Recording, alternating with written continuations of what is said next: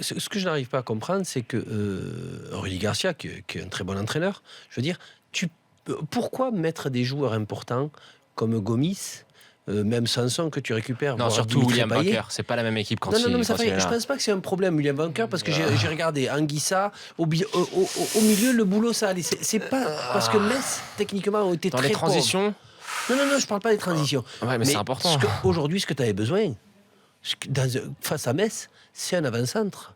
Tu l'as sur le banc, mais débute le match, marque le but, qui t'a terminé exactement. Faire entrer des paillets, des cabellas, de la mayonnaise, le ketchup, ce que tu veux. Mais il fallait un gars costaud. Tant que tu restes à 0-0 face à cette équipe de Metz qui est à l'agonie, qu'est-ce qui se passe automatiquement ?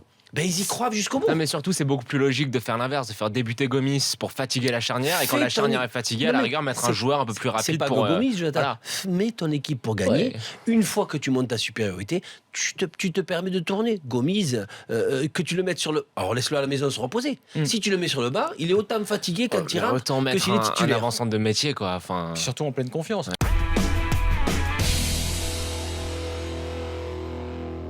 Comment tu le sens, ce Monaco-Nice, Ali, toi, par rapport à la dernière victoire niçoise? Tu penses qu'ils peuvent faire un exploit à Monaco ou pas? Nice? Ouais. Non, je sens vraiment un match monégasque.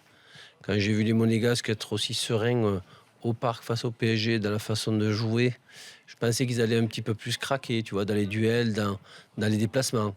C'est impressionnant, ils sont toujours deux à presser sur un joueur, ils ont toujours des solutions.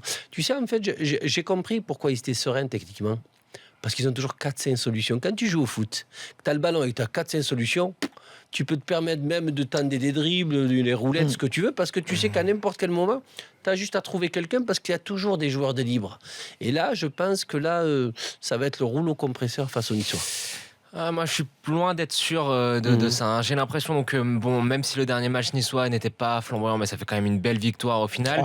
J'ai l'impression qu'en fin d'année, leur petit coup de mou et leur petit coup de mou du début d'année, c'était plutôt dû au fait que physiquement, ils étaient rincés. On sait que le jeu qu'ils pratiquent est très exigeant physiquement. Il y a eu les départs pendant la CAN qui leur a fait beaucoup de mal, notamment celui de Jean-Michel Seri, la blessure de Belanda, deux éléments majeurs au milieu du terrain.